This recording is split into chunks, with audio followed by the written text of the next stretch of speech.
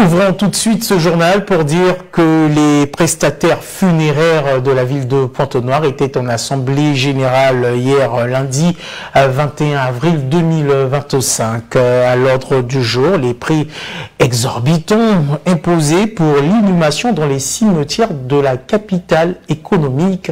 Les détails dans ce reportage. Sa famille, elle a des cimetières. Mais aujourd'hui, ici, elle est éprouvée. Elle doit aller enterrer où, forcément, au cimetière de vous. Le contrat est signé avec Ndamaba.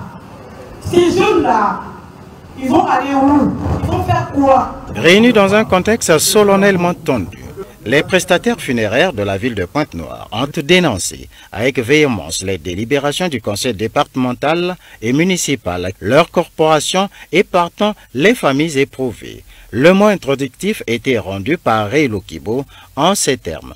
Nous, APPF, Association Ponténérine des prestataires funéraires, nous nous insurgeons avec véhémence contre les montants exorbitants imposés pour l'inhumation dans les cimetières privés, environnants en plus, au bénéfice d'un partenariat avec un opérateur de la place qui ressemble étrangement à un dictat.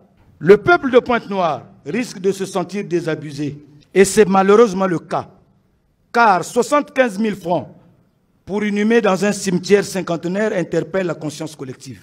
Notre association ne demande que d'exister pour servir la nation, à notre échelle bien sûr. Donc, travailler sans tout attendre de l'État, nous nous prenons en charge.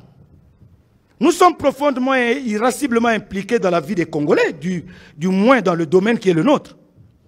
Nous apportons une plus-value dans le contexte des obsèques dans la ville de Pointe-Noire. À son tour, Jean-Claude Mabiala, président de l'Association de défense des droits des consommateurs congolais, sur la profondeur de ces différentes délibérations. Arrêté 0011 qui vous concerne, qui nous concerne tous. Article numéro 3. Toute ouverture d'un établissement funéraire, de même que toute prestation de services funéraires, sont soumises à une autorisation préalable délivrée par la présidente du conseil départemental et municipal, maire de la ville, après vérification de la conformité du projet aux prescriptions réglementaires en vigueur.